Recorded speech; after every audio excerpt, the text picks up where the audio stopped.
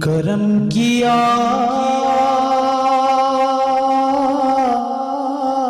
خیری حد کو حسین کہتے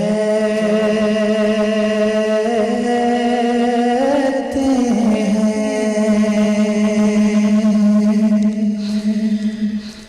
کرم کیا خیری حد کو حسین کہتے ہیں، وجود حق کی سند کو حسین کہتے ہیں،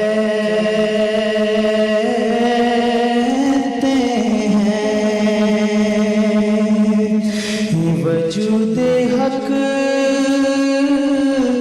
کی سند کو حسین کہتے ہیں، پھر اس کے بعد خدا بھی مدد نہیں کرتا، پھر اس کے بعد خدا بھی مدد نہیں کرتا، خدا کی ساری مدد کو حسین کہتے ہیں، خدا کی ساری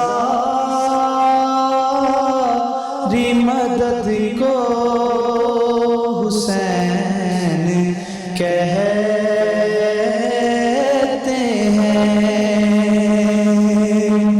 اور حسین ملنی پہ کبھی یوں غور تو کرے، حسین ملنی پہ کبھی یوں غور تو کرے، تیرے رسول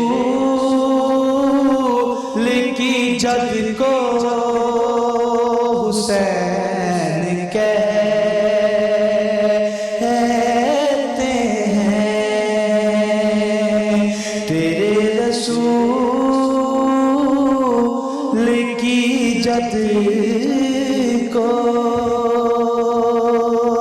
حسین کہتے ہیں۔ جزاک اللہ خیر۔ علی محسن سلفی صاحب اپنی محبت کا اظہار کر رہے تھے، منقبت پیش کر رہے تھے، اللہ تعالیٰ قبول فرمائے، اور یہ مولا حسین کے ساتھ محبت کا سلسلہ ہمیشہ صرف محرم الحرام میں ہی نہیں بلکہ پوری زندگی ہمارے ساتھ چلے، اور اس محبت کو ہم اپنی آنے والی نسلوں کو دے کر جائیں تاکہ وہ اس کو پال پوس سکیں اور بہترین انداز میں حسینیت کے ساتھ اپنی زندگی گزار سکیں، کیونکہ حسینیت ہی نبی کریم صلی اللہ علیہ وآلہ وسلم کا راستہ ہے، حسینیت ہی وہ راستہ ہے جو قرآن کریم بتاتا ہے، یعنی در حقیقت حسینیت وہی راستہ ہے جو اللہ تبارک و تعالی ڈیمانڈ کرتے ہیں، چاہتے ہیں، اور یہ راستہ قائم رہنے کے لیے ہے۔ بغدادی صاحب، آپ سے گفتگو کو ایک بار پھر سے آگے بڑھانا چاہوں گا۔ حضرت امام حسین رضی اللہ تعالیٰ عنہ نے بہت زور دیا حجت تمام کرنے پر، باقاعدہ حجت تمام کرنے کے لیے انہوں نے تمام جو وسائل تھے، تمام معاملات تھے، بروکار لے کر آئے۔ اس کی وجہ کیا تھی اتنے فوکس کی؟ جی بسم اللہ الرحمن الرحیم۔ میں اپنی جو پہلی گفتگو تھی اس کو بھی چاہوں گا کہ ساتھ ہی اس کے مکمل کر لوں۔ بسم اللہ اس بات کے اوپر اس کو اس کے ساتھ ملا لیتے ہیں۔ پہلے ہم جو ہماری گفتگو ہو رہی تھی اس کا یہ تھا کہ یہ حق اور باطل، اور یہ باطل کس نہج پہ پہنچ گیا کہ انہوں نے امام حسین رضی اللہ تعالیٰ عنہ کو اس جگہ پر لا کھڑا کیا، پھر وہ اتمام حجت کے لیے ان کو یہ خروج کرنا پڑا اور نکلنا پڑا۔ اب بنیادی یہ ہوتا ہے کہ میں نے عرض کیا تھا کہ حضور نبی اکرم صلی اللہ علیہ وسلم کا وہ دین جس کے لیے انہوں نے اپنی ساری قربانیاں پیش کی، اور جس طرح بات ہو رہی تھی عظیمت کی ہماری بہن نے کی کہ انبیاء کرام کی اگر ساری زندگی آپ اٹھا کر دیکھ لیں تو کوئی بھی نبی نہیں ہے جو راہ عظیمت پہ نہ چلا ہو، کوئی بھی نبی راہ رخصت پہ نہیں چلا، عظیمت پہ چلا، اور سب سے بڑی عظیمت تھی جو وہ حضور نبی کریم صلی اللہ علیہ وسلم کی تھی۔ آپ علیہ السلام فرماتے ہیں کہ جتنے مظالم میرے اوپر کفار کی طرف سے ڈھائے گئے، اگر یہ دن کی روشنی کے اوپر ڈھائے جاتے تو یہ رات میں تبدیل ہو جاتی۔ تو جب اتنے وہ مظالم تھے اور آپ علیہ السلام نے وہ کیوں برداشت کیے؟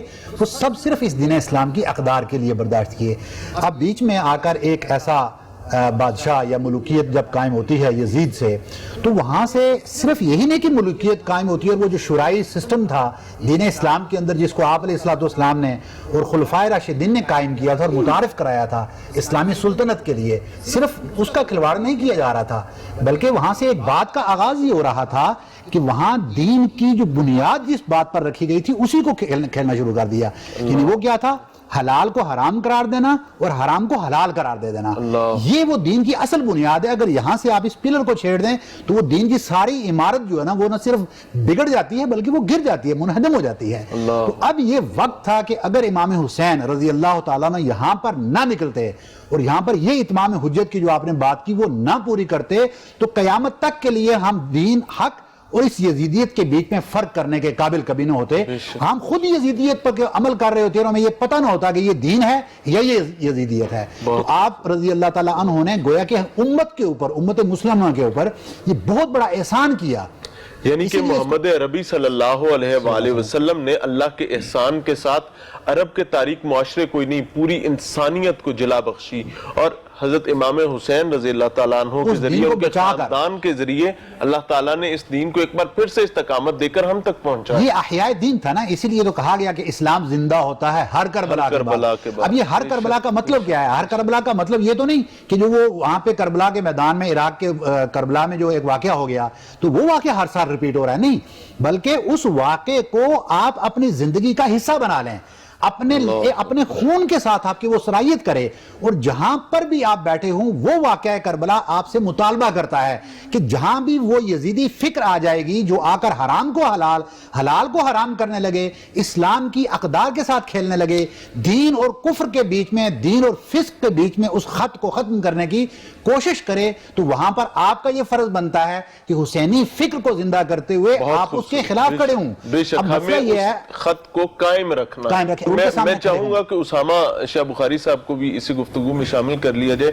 اسامہ بھائی، بغدادی صاحب کی جو گفتگو ہے اس سے یہ چیز سمجھ آتی ہے کہ جب وہ حق اور باطل کے درمیان موجود خط کو چھیڑا جائے، اس کو آگے پیچھے کرنے کی کوشش کی جائے، تو مطلب یہ ہے کہ اب قربانی چاہیے، اب حق کے ساتھ کھڑا ہونا ہے۔ آپ سے یہ رہنمائی چاہیں گے کہ 9 محرم الحرام کا دن ظاہر ہے بہت اہم دن تھا، اور تکلیف اس دن بڑھ گئی تھی، شدت اختیار کر گئی تھی۔ یہ دن بنیادی طور پر وہ دن تھا جس کو مہلت کے دن کے طور پر سمجھا جاتا ہے، لیکن میں یہ سمجھتا ہوں کہ وہ مہلت حق کے لیے نہیں تھی، وہ مہلت باطل کے لیے تھی کہ ابھی بھی ہوش کر جاؤ۔ آپ کیا کہتے ہیں؟ یہ سب بڑا اہم سوال ہے، اور بغدادی صاحب نے جس طرح گفتگو کا رخ موڑا ہے، میں سمجھتا ہوں کہ آج کی اس پروگرام کا حاصل بھی ہے۔ قرآن کریم کی آیت مبارکہ لقد کان لکم فی رسول اللہ اسوۃ حسنہ، تمہارے لیے بہترین نمونہ رسول اللہ صلی اللہ علیہ وسلم کی زندگانی ہے۔ اور اس طرح میں نے پہلے حدیث مبارکہ پڑھی تھی کہ حسین منی وانا من حسین، کہ کربلا کے اندر جو حسینی کردار ہے وہ اصل میں سنت نبی صلی اللہ علیہ وسلم کا تسلسل ہے، کیونکہ آقا علیہ السلام نے فرمایا تھا میں یہ قرآن اور میری اہل بیت لن یتفرقا حتی یرد علی الحوض، یہ قرآن اور میرے اہل بیت کبھی الگ الگ نہیں ہو سکتے حتیٰ کہ قیامت کے دن میرے پاس حوض کوثر پہ اکٹھے آئیں گے۔ اب ثابت یہ ہوا کہ کربلا میں قرآن یزید کے ساتھ نہیں تھا، قرآن حسین کے ساتھ تھا، حق یزید کے ساتھ نہیں تھا، حق حسین کے ساتھ تھا۔ یہاں پہ لوگ بات کرتے ہیں حق کی باطل کی ادھر ادھر کی، واضح طور پہ موجود ہے کہ جس کے ساتھ قرآن ہے حق تو اس کے ساتھ ہے۔ اب اللہ رب العزت نے نبی کریم صلی اللہ علیہ وسلم پہ جو وحی مبارکہ نازل فرمائی ہے، ان الحسن والحسین سیدہ شباب اہل الجنہ، کہ یہ جو نبی کریم صلی اللہ علیہ وسلم کے نواسے ہیں سیدنا حسن و حسین علیہ السلام، یہ جنت میں جائیں گے تو جنتی नौजवानों के सरदार बन के जाएंगे। अब इमाम हसन और इमाम हुसैन अलैहिस्सलाम की उम्र उस वक्त जवानी की उम्र नहीं थी जब ये हदीस मुबारक नाज़िल हुई, उस वक्त आप बचपन की हालत में थे, लेकिन अल्लाह आलिमुल गैब है, अल्लामुल गुयूब है, उसे गैब के इल्म पता है, उसे पता है करबला का वाक़या होगा, अल्लाह रब्बुल इज़्ज़त को मालूम था। उसके बावजूद अल्लाह रब्बुल इज़्ज़त ने जो यहाँ बयान फरमाया ना कि जन्नती नौजवानों के सरदार बन के जाएंगे, इसलिए बयान फरमाया कि जब करबला का वाक़या रूनुमा होगा दुनिया को ये वाज़ेह हो जाएगा कि हक जन्नतियों के साथ है, जन्नती सरदारों, जन्नती नौजवानों के सरदारों के पास है। और इसी तरह मैं यहाँ पे अर्ज करना चाहता हूँ, अल्लाह के रसूल ने फरमाया इत्तकू मिन फरासतिल मुमिन फइन्नहु यंजुर बिनूरिल्लाह, मोमिन के अंदर जो है ये फरासत जो है ये अल्लाह रब्बुल इज़्ज़त की नूर की, अल्लाह रब्बुल इज़्ज़त के नूर की बरकत से वो देख लेता है, आने वाले हालात का जायजा ले लेता है। इमाम हुसैन ने अपनी निगाह बसीरत से देखा था, उनकी निगाह में ये नूर मौजूद था कि जब उन्हें मालूम होता था कि ये यजीद जो है ये फासिक व फाजिर, ये मदीने की बेहुरमती करेगा, ये 10,000 सहाबा को शहीद करेगा, ये 1,000 सहाबियात का रेप करवाएगा और ये बैतुल्लाह की बेहुरमती करेगा।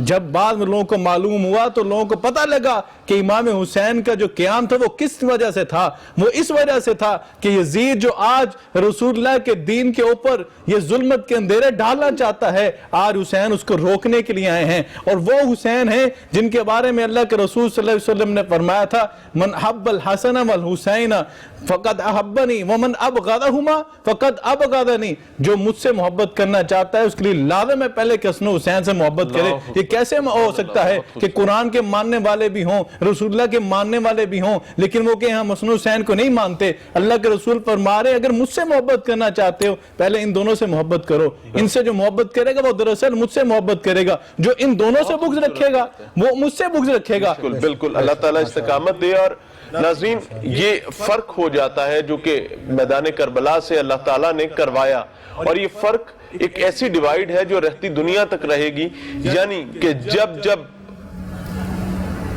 रज़ालत की बात आएगी तब तब यजीद का नाम लिया जाएगा, और जब तक रिसालत के दिफा की बात आएगी, एक ऐसी निजाम के दिफा की बात आएगी जो अल्लाह को महबूब था, तो हमेशा हुसैन का नाम लिया जाएगा। मैं दरखास्त करना चाहूंगा नौरीना इम्तियाज साहिबा से कि बिस्मिल्लाह फरमाइएगा मनकबत के लिए।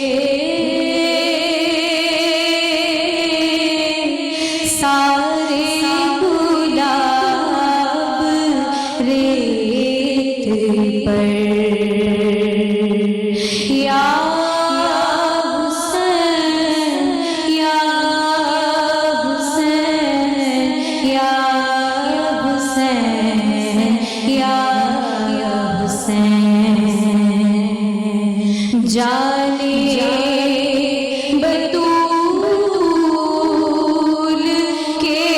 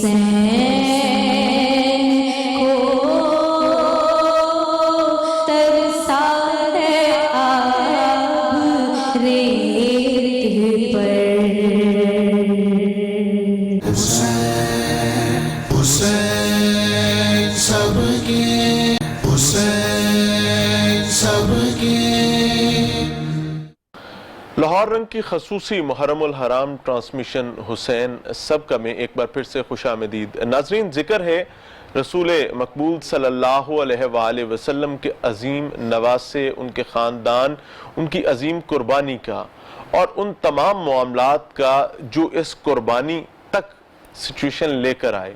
اور یہ ایک ایسا معاملہ ہے جس پہ صرف ہمیں اپنی تکلیف کا اظہار نہیں کرنا بلکہ اس سے سیکھنا ہے۔ اسے سیکھنا یہ ہے کہ جب ظالم اور اس کے مقابلے میں حق کی بات آئے تو ہمیں کس کے ساتھ کھڑا ہونا ہے۔ اسے ہم نے سیکھنا یہ ہے کہ نبی کریم صلی اللہ علیہ وآلہ وسلم کی تعلیمات، حضرت علی مرتضیٰ کی تربیت، حضرت فاطمہ الزہرا کی مقدس رہنمائی اور حضرت امام حسن اور حضرت امام حسین اور ان کے گھرانوں کی تقدس کے حوالے سے جو چیزیں ہیں ان میں ہمیں کتنا محتاط رہنا ہے اور کس طریقے کے ساتھ ہمیں اس رہنمائی کو اپنی اگلی جنریشنز کو ٹرانسفر کر کے جانا ہے۔ بات چونکہ کربلا کے میدان کی ہے، اس عظیم قربانی کی ہے، تو میں چاہوں گا کہ آخری رات یعنی 9 اور 10 محرم کے درمیانی رات جو تھی وہ بہت تکلیف بھری تھی، اور اس رات میں بھی اللہ کے نبی کے عظیم نواسے جو ہیں وہ اپنی امت کے لیے، اپنے نبی کی امت کے لیے بہت سارے سبق چھوڑ کر گئے۔ اس رات کو ڈسکشن میں لے کر آئیں گے، آپ سے بات کا عائشہ شبیر صاحبہ بات کو آگے بڑھائیں گے۔ اس رات کے اہم واقعات جو آپ سمجھتے ہیں کہ ہمارے لیے ایک رہنمائی ہیں، ان پر تھوڑی سی بات کیجئے۔ میں اپنی اس سوال کا جو اپنے جواب ہے وہ میں قرآن پاک کی ایک آیت سے شروع کروں گی کہ بسم اللہ الرحمن الرحیم، یا ایتھا النفس المطمئنہ ارجعی الی ربک راضیۃ مرضیہ فادخلی فی عبادی وادخلی جنتی۔ یہ وہ نفوس مطمئنہ تھے جو اللہ رب العزت کی رضا پر راضی رہنے والے تھے۔ یہ مقام راضیت مرضیہ پر فائز تھے کہ ہم تجھ سے راضی، تو ہم سے راضی۔ اب دیکھیں اس وقت کا منظر، آپ کے اسٹوڈیو میں بھی ایسا منظر بنا ہوا ہے کہ خیمے ہیں، یہ اس کے برابر کچھ بھی نہیں ہے۔ میں اس کا صرف ایک عکس ہے نا، آپ کو ایک مثال دینا چاہ رہی ہوں کہ گرم ریت ہے، کربلا کا میدان ہے، ساتھ میں چھوٹے چھوٹے بچے بھی ہیں، خواتین بھی ہیں، اور سامنے 22,000 30,000 مختلف روایات نبی اسلحے سے لیس بالکل تازہ دم فوج کھڑی ہے یزید کی۔ باطل سامنے کھڑا ہے، حق ادھر ہے، اور حق ہمیشہ تعداد میں نہیں گنا جاتا، حق ہمیشہ طاقت سے دیکھا جاتا ہے۔ جذبے سے حق میں طاقت ہوتی ہے، حق میں طاقت ہوتی ہے، طاقت میں حق نہیں ہوتا۔ بے شک بے شک، وہ طاقتور کھڑے تھے، یہاں حق والے کھڑے تھے، وہ باطل تھا، یہ حق تھا۔ اور اللہ پاک فرماتا ہے وَلَا تَلْبِسُوا الْحَقَّ بِالْبَاطِلِ وَتَكْتُمُوا الْحَقَّ وَأَنْتُمْ تَعْلَمُونَ، کہ کہیں ایسے بھی میرے بندے ہیں جو خبردار باطل کو حق سے ملنے نہ دینا، کہیں گڑمٹ نہ ہونے دینا۔ جو بغدادی صاحب بات کر رہے تھے، جب اسامہ بات کر رہے تھے، تو مجھے فوری وہ قرآن پاک کی آیت یاد آ گئی کہ یہ تو تفسیر قرآن ہے۔ وہ جو کہہ رہے تھے نا، تو صاحب قرآن اگر آقا علیہ السلام ہے تو حضرت امام علی پاک حامل قرآن ہے۔ انہیں خبر ہے کہ میں جان دے دوں گا مگر حق کو باطل کے ساتھ ملنے نہیں دوں گا۔ وہ جو حق ادھر ہے خیموں کے اندر، کیا لگتا ہے کہ اتنی بڑی فوج ہے، پیاس ہے، بھوک ہے، خوف ہے، جانوں کے جانے کا ڈر ہے، صبح پتہ ہے، یقین ہے کہ صبح ہمارے سر کٹ جانے ہیں، اور خبر نہیں ہماری لاشوں کے ساتھ کیا ہوگا، ہمارے خیمے جلیں گے، ہماری عورتوں کے ساتھ کیا ہوگا، کچھ خبر نہیں ہے۔ مگر اس حال میں بھی زباں پر شکوہ نہیں ہے، شکایت نہیں ہے، بلکہ وہ رات عبادت کی رات ہے، وہ رات رب کے حضور جھکنے کی رات ہے، وہ رات رب کو منانے کی رات بن گئی۔ حضرت امام علی پاک اپنے تمام صحاب کو اکٹھا کرتے ہیں۔ دیکھیں ان صحاب میں خاتون ہوں تو میں خواتین کی بات بھی کروں گی، ماں بھی ہے کوئی، وہاں بہن بھی ہے، بیٹی بھی ہے، بیوی بھی ہے، اور خواتین وہ ہوتی ہیں کہ جو مردوں کو کمزور بھی کرتی ہیں اور طاقت بھی دیتی ہیں، جو حوصلہ بھی بنتی ہیں اور جو کمزور بھی کرتی ہیں۔ اگر وہ نازک رشتے کمزور پڑ جائیں تو مردوں کے حوصلے تھوڑے گھبرا جاتے ہیں، مگر وہ خواتین اگر ماں ہے، بہن ہے، بیٹی ہے، بیوی ہے تو آل رسول سے ہے، وہ علی کا گھرانہ ہے، وہ سیدہ کائنات کا گھرانہ ہے، ان کی بیویاں ہیں، ان کی چادریں تطہیر لے کر وہ وہاں بیٹھی ہیں، وہ بھی اسی حوصلے اور صبر کے ساتھ بیٹھی ہیں۔ اور آقا حسین اس رات میں سب کو اجازت دینا چاہ رہے ہیں کہ کیا جو کہتے جانا ہیں کہ چاہتا میں ہے۔ وہ نہیں لفظ دہرا سکتی کہ آقا حسین علیہ السلام کے جذبات، مگر ان کی جو رحمت کا پہلو ہے، وہ جو گوشہ رحمت للعالمین سے سیکھا ہے نا رحمت کا، وہ کہیں میرے سے مجھ سے لڑنے آئے۔ میں حسین اس وقت حامل قرآن، تفسیر قرآن، اور میں ہی وہ بندہ ہوں جو اس وقت عظمت حرمت دین مصطفیٰ کا محافظ ہوں۔ جو میرے سے مجھ سے ہوگا وہی قیامت تک کے لیے علامت بن جائے گی، وہی قیامت تک کے لیے سنت بن جائے گی، لوگ اس پر عمل کریں گے۔ اور کیا کیا؟ اپنے سارے ان صحاب کو اکٹھا کر کے اندھیرا کر دیا، چراغ بجھا دیا کہ دیکھو میں تم سب کو اجازت دیتا ہوں، یہ حسین سے بیعت لینے آئے ہیں، حسین باطل کے سامنے ڈٹ کر کھڑا ہے، مگر میں خوشی سے تمہیں اجازت دیتا ہوں اس رات کے اندھیرے میں جو حسین کو چھوڑ کے جانا چاہتا ہے وہ چلا جائے۔ میں اسے کیا پھر اجازت کے ساتھ یہ بھی کہہ رہے کہیں یہ نہ خوف سے نہ جائیں، میرے ڈر سے نہ جائیں، میں کبھی قیامت کے دن اس سے باز پرس بھی نہیں کروں گا، آزاد چھوڑ دیا۔ مگر اس وقت محبت اور پیار اور عشق اور سب سے بڑی وفاداری، سبحان اللہ، بے مثال عشق ہے، لازوال عشق حسین ہے، مگر کربلا کے میدان میں بے مثال وفاداری ہے۔ سبحان اللہ، بے سبحان مثال اللہ۔ وفاداری۔ میں اپنی بات کو تھوڑا سا جی مکمل کر دوں تاکہ وہ اس وقت بن جائے آسانی کہ آپ یہ دیکھیں کہ جب یہ ایک رات عبادت کی ٹھہری ہے نا، وہ جو میں نے آیت کریمہ پڑھی میں اس کو مکمل کرنا چاہتی ہوں کہ رادیتم مردیہ کے مقام پر فائز یہ نفوس مطمئنہ، یہ ارواح مطہرات، اللہ پاک کہتے ہیں کہ عام بندہ اگر مطمئن ہو جائے میری ابتلاؤں پر، میری آزمائشوں پر، تو اسے میں اپنی بندوں میں داخل کر کے جنت دیتا ہوں۔ مگر آل رسول جن آزمائشوں سے گزرنے والی ہے ان کی روحوں کو اتنا مطمئن کر دیا کہ میں نے ان کو اپنی عبادت میں نہیں بلکہ میں خود ان کا ہو گیا اور انہیں جنتوں کا مالک کر دیا۔ سبحان اللہ، سبحان اللہ، سبحان اللہ۔ میں چاہوں گا توقیر زہرا صاحبہ آپ سے بھی بات کو لے کر چلا جائے۔ بہت خوبصورت انداز میں بیان کری تھی عائشہ صاحبہ، کیا ایسا مسئلہ تھا کہ صرف تمام تر ضد، تمام تر انا جو ہے وہ حضرت امام حسین رضی اللہ تعالیٰ عنہ کے حوالے سے آ کر رک گئی؟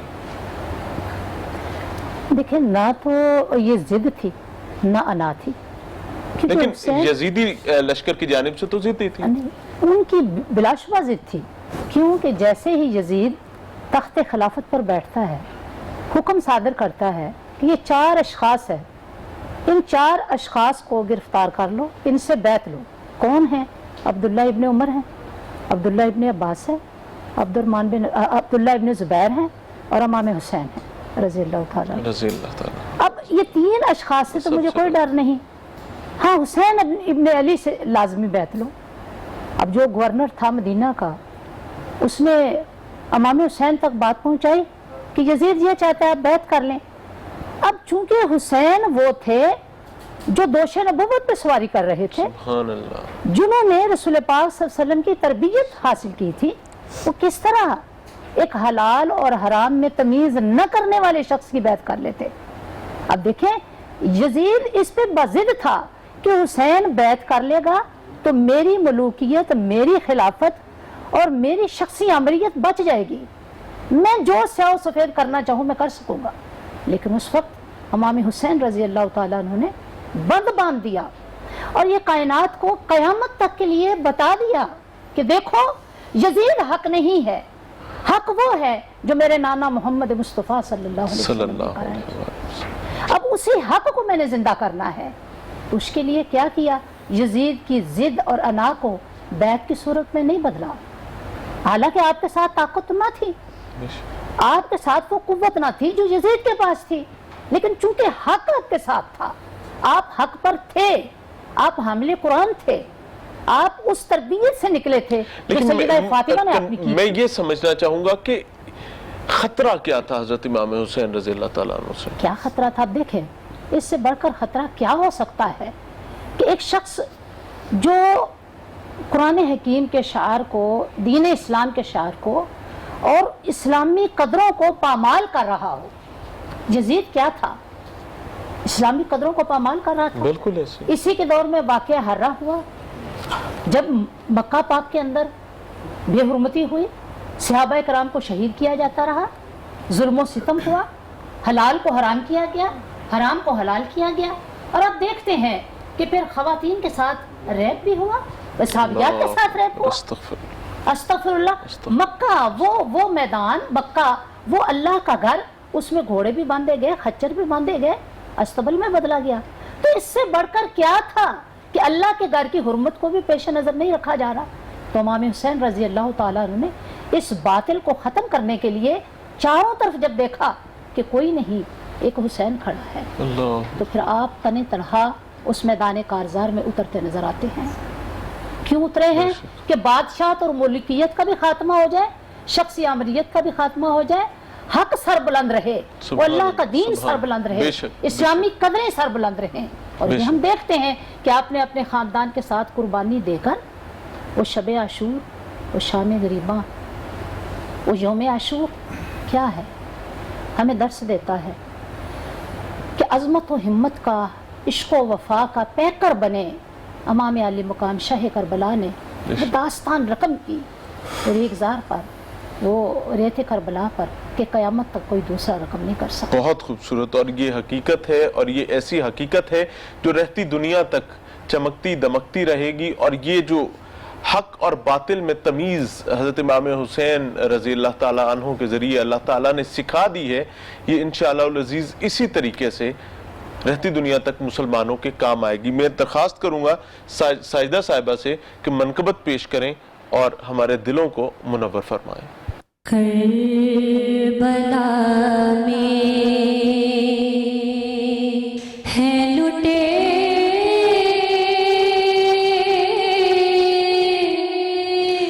دین کو بچانے والے، کربلا میں ہے لٹے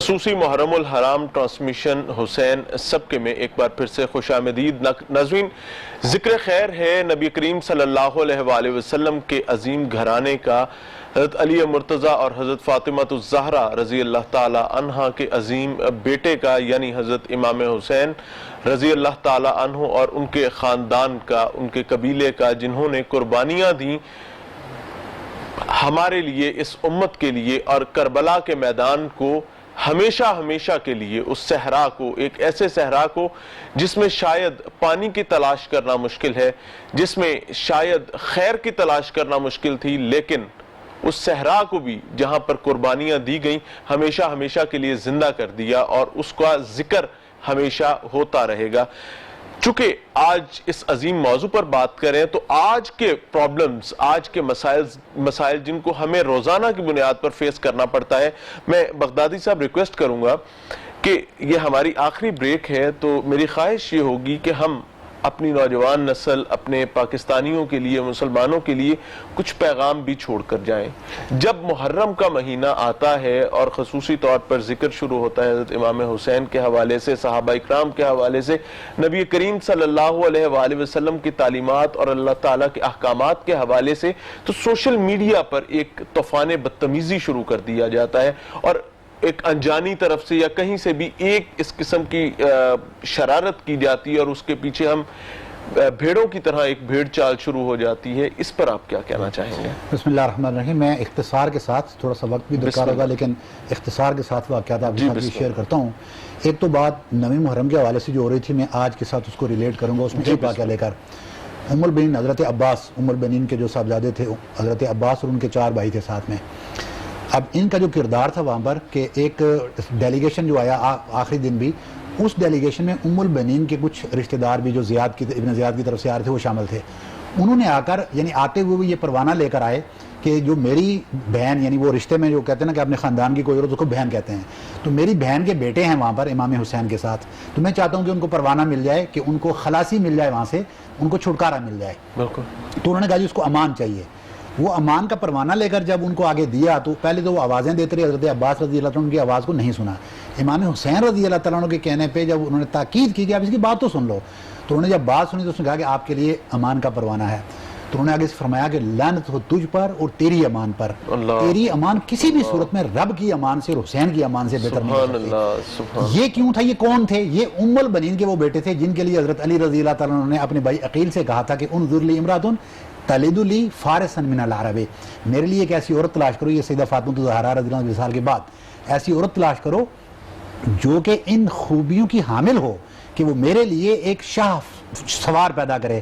اور یہ حضرت عباس اور ان کے بھائی شاہ سوار تھے کہ ایک وقت آیا جب ساتھ دینا تھا، امان بھی مل رہی ہے، پتہ ہے موت سر پر آ چکی ہے، لیکن وہ وہاں پر انہوں نے ساتھ نہیں دیا۔ وجہ صرف ایک تھی کہ آج میں نوجوانوں کو، آج کے لوگوں کو یہ گزارش کروں گا کہ اگر اس سنت حسینی اور امام علی رضی اللہ عنہ کی سنت کو زندہ کرنا چاہتے ہو تو صاحب اقدار اور صاحب علم عورتوں کو دیکھیں، صاحب مال عورتوں کے پیچھے مت بھاگیں، جو جہیز کے چکر میں آج کل ہم بھاگ رہے ہوتے ہیں۔ اور اسی طریقے سے مردوں کے حوالے سے، پھر مردوں کے اس کا نتیجہ کیا نکلے گا؟ نتیجہ وہ نکلے گا کہ حق کا ساتھ دینے میں آپ کبھی گھبراؤ گے نہیں، امان کی طرف نہیں بھاگو گے۔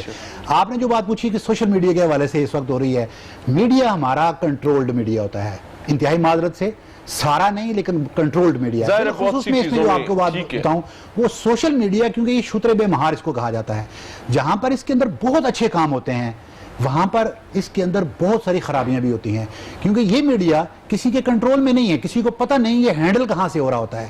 میں اس کی ایک آپ کو مثال دیتا ہوں کہ جب عراق میں اپنی طالب علمی کا زمانہ میں بھی اسامہ سے یہ بات شیئر بھی کر رہا تھا بھائی سے، کہ وہاں پر ہمیں پڑھایا جاتا تھا موساد کے بارے میں کہ موساد اپنی ورکنگ اس انداز میں کرتی ہے۔ اس پورے میں سٹوری کو نہیں سناتا لیکن اینڈ کا ایک جملہ آپ کو بتا دیتا ہوں۔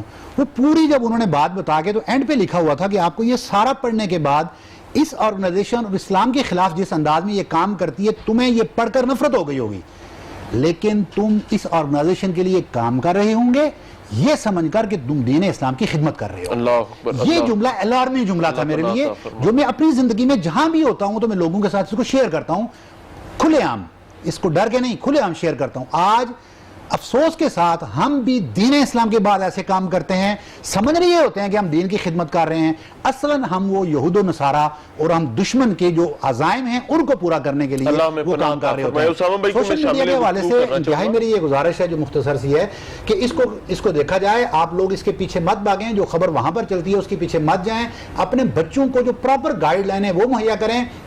حسینیت کی جو اصل سوچ ہے وہ دیں. آپ نے جو پروگرام کا ٹائٹل رکھا ہے نا حسین سب کے, تو حسین سب کے ہیں, خدا را ان کو کسی ایک گروہ کے ساتھ مخصوص نہ کر لیا جائے. اور جو بھی بندہ جب حضرت امام حسین اور واقعہ کربلا اہل بیت اطہار کی محبت کی بات کرتا ہے تو خدا را اس کو اہل تشیع کے ساتھ اور رافضیت کے ساتھ جوڑ مت دیا جائے.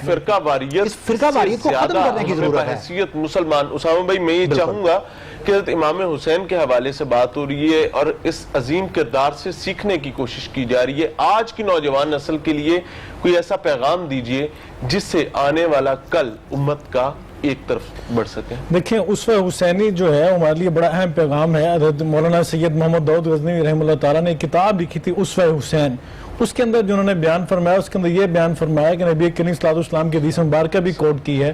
آپ علیہ الصلوۃ والسلام نے فرمایا سید الشہداء حمزہ قام عند سلطان جائر فامرہ فنہاہ وقاتلہ. سید الشہداء سیدہ حمزہ رضی اللہ تعالی عنہ ہیں, لیکن وہ بھی ایک شخص سید الشہداء ہوگا جو ایک ظالم جابر حکمران کے سامنے کھڑا ہوگا, فامرہ اسے نیکی کا پیغام دے گا, فنہاہ اسے برائی سے روکے گا, فقاتلہ اسے شہید کر دیا جائے گا.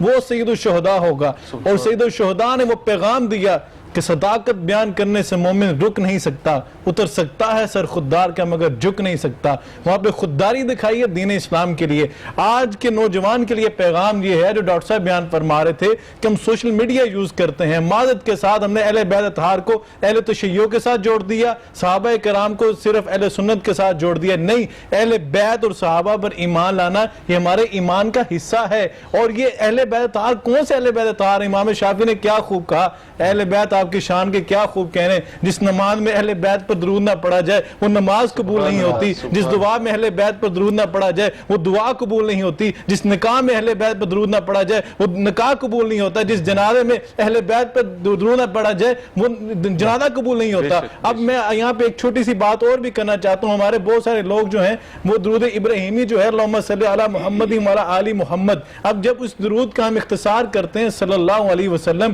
امام صنعانی جو ہیں سبل السلام میں اس پر اسپیشلی بحث کرتے ہیں. وہ فرماتے ہیں کہ جب آپ درود شریف کو شارٹ بھی کرتے ہیں اس کے اندر بھی صلی اللہ علیہ وآلہ وسلم, جب تک آل کا ذکر درود میں نہ آئے درود شریف مکمل نہیں ہوتا. اس لیے جب ہم درود شریف پڑھیں تو اس میں آل کا ذکر ضرور کریں, اور یہ وہ آل ہی ہے جس کے اوپر درود پڑھنے کی برکت سے انشاءاللہ قیامت کی دن نجات ہوگی. اللہ کے رسول صلی اللہ علیہ وسلم نے فرمایا جب پل صراط کا موقع آئے گا بہت سارے میرے امتی نیکیوں کا انبار لے کر آئیں گے, اور نیکیوں کے نور کی برکت سے وہ جلدی جلدی جو ہیں وہ پل صراط کراس کرتے جائیں گے. ایک بندہ آئے گا وہ اعمال میں تھوڑا کمزور ہوگا, وہ ڈگمگا رہا ہوگا کہ ابھی گرا, لیکن ایک پیچھے سے انسان کی شکل میں ایک ایسا عمل آئے گا جو اس کا ہاتھ پکڑ کے جلدی سے جنت میں لے جائے گا. فرمایا وہ درود شریف ہوگا. وہ درود شریف جو آل رسول پر اللہ کے رسول کے ساتھ پڑھا جائے گا وہ قیامت والے دن بھی ہمارے کام آئے گا. اس لیے جو ہے اللہ کے رسول صلی اللہ علیہ وسلم نے فرمایا نا کہ من حبنی محب ہذین و اباہما و امہما کانا مائی فی درجتی یوم القیامہ. آج اگر ہم چاہتے ہیں نا کہ اللہ کے رسول کا پڑوس نصیب ہو جائے قیامت کے دن, اس سے بڑا اعزاز اور کوئی نہیں ہوگا. آقا علیہ الصلوۃ والسلام نے فرمایا, جامع ترمذی کی حدیث ہے, سنن ابن ماجہ میں بھی یہ حدیث موجود ہے, آپ نے فرمایا جو حسن و حسین سے پیار کرتا ہے وہ اباہما ان کے بابا علی سے پیار کرتا ہے, وہ امہما ان کی ماں سیدہ فاطمہ سے پیار کرتا ہے, کانا مائی فی درجتی یوم القیامہ, وہ قیامت کے دن میرے ساتھ جنت میں ہوگا. اس سے بڑی اور سعادت اور میں سمجھتا ہوں کیا ہوگی کہ اگر یہ توفیق ہمیں مل گئی تو یقین مانیں اللہ تعالیٰ نے ہماری سن لی. توقیر زہرا صاحبہ, انتہائی مختصر میں چاہوں گا کہ آج کے دن کے مناسبت سے کوئی پیغام دینا چاہیں آپ پوری امت کو, مسلمانوں کو, مردوں کو, خواتین کو. ہم سب کے لیے, پوری امت کے لیے اس میں بہت سے پیغامات ہیں. سب سے بڑا پیغام تو ہم سب کے لیے یہ ہے اور آنے والی نسلوں کے لیے یہ ہے کہ جو حق ہے وہ حسین کے ساتھ ہے. تو اپنا کردار اس طرح کا بناؤ کہ جہاں کہیں بھی آپ کو حق کے خلاف کوئی کام نظر آئے آپ اس کو چھوڑ کر مولا حسین کا اسوہ دیکھو.